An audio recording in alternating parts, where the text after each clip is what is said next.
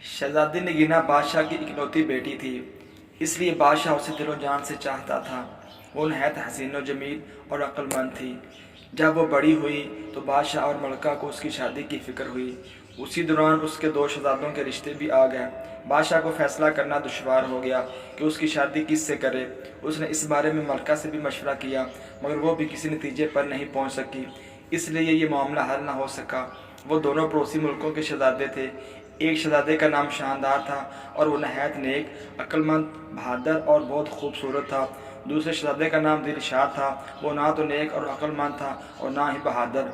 उसने चुपके चुपके दिल में सोच लिया था कि शहजादी नगीना से शादी करने के बाद कोई साजिश करके बादशाह के तख्त पर कब्जा कर लेगा, क्योंकि शादी पूरी ज़िंदगी का मामला होती है। इसलिए मलका ने फैसला किया कि इस सिलसिले में शहजादी नगीना से उसकी राय मालूम करेगी। वो जिस शहजादे को भी पसंद कर लेगी उससे उसकी शादी करा दी जाएगी। जब उसने दोनों शहजादों के बारे में सारी मालूमात बताकर शहजादी नगीना से उसकी पसंद पूछी तो वो बोली, अम्मी हजूर, आपने मेरी तरबियत कुछ इस तरह की है कि मैं अपने माँ बाप के फैसलों पर सर झुकाने वाली लड़की बन गई हूँ। आप जहाँ भी कहेंगी और जिससे भी कहेंगी मैं शादी कर लूँगी। मलका ये बात सुनकर बहुत खुश हुई। उसने शहजादी नगीना को गले से लगाकर प्यार किया और बोली, जीती रहो, तुम्हारे लिए दो शहजादों के रिश्ते आए हैं जिनके बारे में हम तफसील तुम्हें बता ही चुके हैं।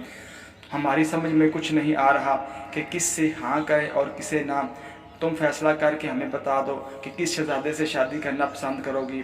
अम्मी हजूर, शादी के लिए आपका जो फैसला होगा मुझे मंजूर होगा। शहजादी नगीना ने धीरे से अपनी बात दोहराई।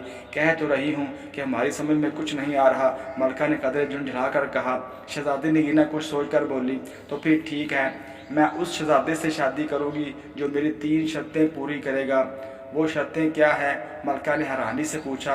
मेरी पहली शर्त ये है कि वो उस तालाब में तैर कर दिखाए जिसमें आदमखोर मगरमच्छ रहता है। मेरी दूसरी शर्त ये है कि वो चावलों से भरी एक पूरी देग खाए। मेरी तीसरी और आखिरी शर्त ये है कि वो सोता हुआ घोड़ा लाए और उस पर सवारी करके दिखाए। शहजादी नगीना ने मुस्कुराते हुए कहा। मलका उसे हैरत से घूरने लगी और फिर उठते हुए बोली, इसका मतलब है कि तुम शादी करना ही नहीं चाहती हो। कोई भी तुम्हारी ये अजीबोगरीब शर्तें पूरी नहीं कर सकेगा। तुम्हें पता है तालाब का आदमखोर मगरमच्छ कितना खौफनाक और बड़ा है। किस में हिम्मत है कि वो उस तालाब में तैर कर दिखाए? फिर कौन सा शहजादा देख भर कर चावल खा सकेगा? शहजादे तो वैसे भी नर्मो नाजुक होते हैं, थोड़ा सा ही कुछ खा लें तो उनका पेट भर जाता है। और सोते हुए घोड़े पर भला कौन सवारी करके दिखाएगा? घोड़ा सोएगा या भागता फिरेगा? उसकी बातें सुनकर शहजादी मुस्कुराने लगी। उसे मुस्कुराता देखा तो मलका को थोड़ा सा गुस्सा आ गया, इसलिए वो खफगी से उठकर बादशाह के पास आई और उससे उसकी लाडली बेटी की शिकायत की। उसकी बात सुनकर बादशाह के चेहरे पर मुस्कुराहट फैल गई। उसने कहा, मलका, आप शायद भूल गई हैं, आपने भी तो अपनी शादी के लिए 3 शर्तें रखी थी। बहुत सारे शहजादे उन शर्तों को पूरा करने में नाकाम रहे थे, मगर उन्हें हमने पूरा करके दिखाया था कि नहीं।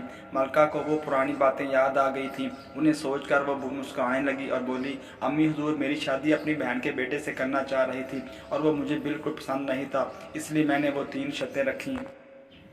फिर मेरी शर्तें तो हिम्मत और जवामर्दी वाली थी। एक आदमखोर शेर को खंजर से मारना था जिसने कई इंसानों को अपना नवाला बना लिया था। मासूम लोगों को लूटने वाले डाकुओं को गिरफ्तार करना था जिन्होंने गरीबों की ज़िंदगी अजीर्ण कर दी थी। और पहाड़ को काट कर एक नहर निकालकर किसानों की बंजर ज़मीनों को सैराब करना था। मुझे फ़ख्र है कि आपने वो तमाम शर्तें पूरी की थी। आप बहादुर और हिम्मत वाले भी तो बहुत थे, लेकिन मलका, कभी कभी हम ये सोचकर परेशान हो जाते हैं कि अगर हम आपकी शर्तों को पूरा करने से कासर रहते तो फिर आपसे तो हमारी शादी ही ना होती। क्यों नहीं होती? मलका ने अठला कर कहा, मैं अपनी शर्तों में ये तब्दीली कर देती कि आप उन्हें शादी के बाद भी पूरा कर सकते हैं। फिर कुछ देर खामोश रहने के बाद वो बोली, पहले मेरी ये समझ में नहीं आ रहा था कि शहजादी की शादी किससे करें। अब ये समझ नहीं आ रहा कि उसे कैसे समझाऊं कि वो अपनी बेसरोपा शर्तों से बाज आ जाए। इस बारे में आपको फ़िक्रमंद होने की ज़रूरत नहीं। हमारी शहजादी चाहती है कि उसका शौहर बहादुर होने के साथ साथ अक्लमंद भी हो। अगर कोई ज़रा सी भी अकल लड़ाए तो शहजादी की शर्तें बआसानी पूरी कर सकता है। हम दोनों शहजादों के सामने शहजादी नगीना की शर्तें रख देंगे।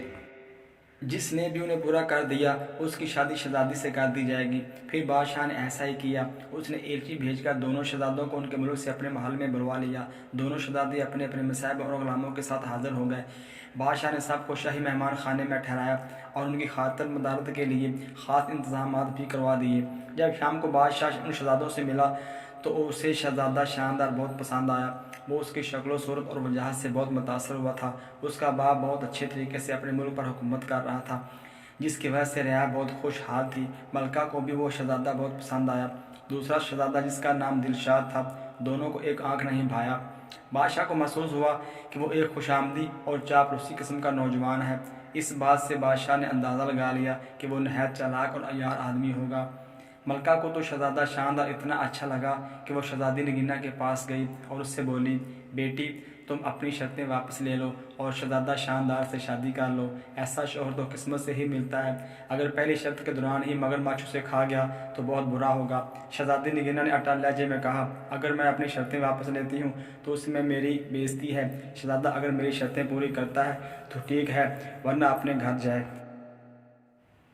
ملکہ مایوس ہو کر لوٹ گئی۔ دونوں شہزادوں کی ملاقات شہزادی نگینا سے کروائی گئی۔ وہ انہیں محل سے کچھ دور جنگل کے نزدیک تالاب تک لائی اور ان سے کہا، یہ ہے وہ تالاب جس میں ایک آدم خور خون خوار مگر مچھ رہتا ہے، کیا آپ دونوں اس تالاب میں تیر کر دکھائیں گے؟ اس کا یہ کہنا تھا کہ اسی وقت ایک بہت بڑا مگر مچھ اپنا منہ کھولے تالاب کے کنارے پر آ گیا۔ اسے دیکھ کر شہزادہ دلشاد خوف زدہ ہو گیا اور بولا، جان ہے تو جہان ہے، میں تو اس تالاب میں ہرگز نہیں جاؤں گا۔ شہزادی کی دوسری شرطیں بھی بہت سخت ہیں۔ دیگ بھر کر چاول تو کوئی دیو ہی کھا سکتا ہے، اس کے علاوہ میں سوتا ہوا گھوڑا کہاں سے لاؤں گا اور اس پر سواری کیسے کروں گا؟ میں تو چلا، مجھے نہیں کرنی یہ شادی۔ یہ کہہ کر وہ چلا گیا۔ اس کے جانے کے بعد شہزادہ شاندار نے کہا، شہزادی صاحبہ، کل میں آپ کو اس تالاب میں تیر کر دکھاؤں گا۔ رات ہوئی تو اس کے ساتھ آئے ہوئے غلاموں نے تالاب میں ایک بڑا سا جال ڈال کر مگرمچھ کو پکڑ لیا اور دور ایک دریا میں چھوڑائے۔ اگلی صبح ملکہ بادشاہ اور شہزادی نے دیکھا کہ شہزادہ مزے سے تالاب میں تیرتا پھر رہا ہے۔ شہزادی نے پوچھا، اس مگرمچھ کا کیا ہوا؟ وہ کہاں ہے؟ اسے میں نے پکڑوا کر دریا میں چڑھوا دیا ہے۔ آپ کی پہلی شرط میں نے پوری کر دی ہے۔ مجھے امید ہے کہ آپ اس بات پر اعتراض نہیں کریں گی کہ میں نے مگرمچھ کو دریا میں کیوں چڑھوایا۔ آپ کی شرط میں صرف دریا میں نہانے کی تھی، مگرمچھ سے لڑنا نہیں، شہزادے نے تالاب سے باہر آتے ہوئے کہا۔ ملکہ نے یہ بات حیرانی سے سنی۔ بادشاہ مسکرا رہا تھا۔ شہزادی نے کہا، بالکل ٹھیک شہزادے، آپ پہلی شرط جیت چکے ہیں۔ میری شرط ہی یہی تھی کہ آپ تالاب میں تیر کر دکھائیں۔ میں آپ کی ذہانت کی قائل ہو گئی ہوں۔ دوپہر ہوئی تو شہزادی نگینا نے کہا، شہزادے آپ مجھے دیگ بھر کر چاول کھا کر کب دکھائیں گے؟ شہزادے نے کہا، ابھی تھوڑی دیر بعد۔ یہ کہہ کر شہزادے شاندار نے کھڑکی سے باہر جھانک کر دیکھا۔ اس کا ایک مصاحب دو غلاموں کے ساتھ لمبے لمبے ڈگ بھرتا ہوا محل کی جانب آ رہا تھا۔ شہزادہ شاندار بادشاہ سے اجازت لے کر باہر نکلا اور اپنے مصاحب سے کوئی چیز لے کر جیب میں رکھی اور واپس آ گیا۔ اتنی دیر میں ملازموں نے دسترخوان چن دیا۔ وہ اپنے ساتھ چاولوں کی ایک بڑی سی دیگ بھی لے کر آئے تھے، جسے انہوں نے دسترخوان کے بیچوں بیچ رکھ دیا۔ دیگ کو دیکھ کر بادشاہ کے چہرے پر فکرمندی کے آثار نظر آئے۔ کیوں میاں صاحبزادے، آپ کھا لیں گے دیگ بھر کر چاول؟ ایک دیگ کیا، میں تو دو دیگیں بھی کھا سکتا ہوں۔ یہ کہہ کر شہزادہ شاندار نے اپنی جیب سے ایک نہایت چھوٹی سی دھاتی دیگ نکالی جو اس کے ملازم بازار سے خاص طور سے بنا کر لائے تھے۔ اس نے اسے چاولوں سے بھرا اور شہزادی نگینا کے سامنے پوری دیگ چٹ کر گیا۔ شہزادی صاحبہ، آپ کی دوسری شرط بھی پوری ہو گئی، میں نے دیگ بھر کر چاول کھا لیے ہیں۔ اس کی بات سن کر شہزادی نگینا ہنس ہنس کر لوٹ پوٹ ہو گئی۔ بادشاہ نے ملکہ سے کہا، بیگم اب اپنی بیٹی کی شادی کی تیاریاں شروع کر دو۔ مجھے تو یوں لگ رہا ہے کہ یہ شہزادے میاں تو سوتے ہوئے گھوڑے پر بھی سواری کر کے دکھا دیں گے۔ شام کو بادشاہ، ملکہ اور شہزادی نگینا اپنے باغ میں چہل قدمی کر رہے تھے۔ اچانک انہوں نے شہزادہ شاندار کو ایک گھوڑے کے ساتھ آتے دیکھا۔ وہ قریب آیا تو بادشاہ حیرت سے بولا، شاندار بیٹے، یہ گھوڑا لیے کہاں پھر رہے ہو؟ شہزادہ شاندار نے بڑے فخر سے بتایا، یہ گھوڑا نہایت قیمتی ہے، میں اسے منڈی سے خرید کر لا رہا ہوں۔ اس کے مالک نے مجھے بتایا تھا کہ یہ حاتم طائی کے گھوڑوں کی نسل سے ہے۔ اس کا تو میں نے ایک بڑا اچھا سا نام بھی رکھ لیا ہے۔ گھوڑا واقعی بہت خوبصورت تھا۔ شہزادی نگینا کو بھی بے حد پسند آیا۔ اس کا رنگ ہلکا کتھئی تھا اور اس کی گردن پر بڑی بڑی چمکدار عیار تھی۔ شہزادے، کیا نام رکھا ہے آپ نے اس کا؟ اس نے بڑے اشتیاق سے پوچھا۔ شہزادی صاحبہ، میں نے اس کا نام رکھا ہے سوتا ہوا گھوڑا، کیونکہ یہ میرا گھوڑا ہے۔ میں جو بھی اس کا نام رکھوں میری مرضی۔ اب میں آپ کو سوتے ہوئے گھوڑے پر سوار ہو کر دکھاؤں گا تاکہ آپ کی تیسری شرط بھی پوری ہو سکے۔ یہ کہہ کر شہزادہ شاندار رکاب میں پاؤں ڈال کر گھوڑے پر سوار ہو گیا اور ایڑی مار کر اسے دوڑاتا ہوا باغ کا ایک چکر لگا کر دوبارہ ان لوگوں کے پاس آ گیا۔ یہ سب دیکھ کر ملکہ اور بادشاہ کا ہنستے ہنستے برا حال ہو گیا۔ شہزادی نگینا بھی مسکرانے لگی تھی۔ کچھ دیر بعد وہ بولی، ابا حضور، ہم چاہتے تھے کہ ہماری شادی ایک ایسے شہزادے سے ہو جو بہادر ہونے کے ساتھ ساتھ عقل مند بھی ہو۔ ہم نے اپنی شرطیں اس لیے رکھی تھی کہ انہیں پورا کرنے والے کی ذہانت کا امتحان ہو سکے۔ خدا کا شکر ہے کہ ہمیں ایسا شہزادہ مل گیا ہے۔ اس کی بات سن کر بادشاہ اور ملکہ نے سکھ کا سانس لیا۔ تھوڑے دنوں کے بعد دونوں کی خوب دھوم دھام سے شادی ہوگی اور وہ دونوں ہنسی خوشی رہنے لگے۔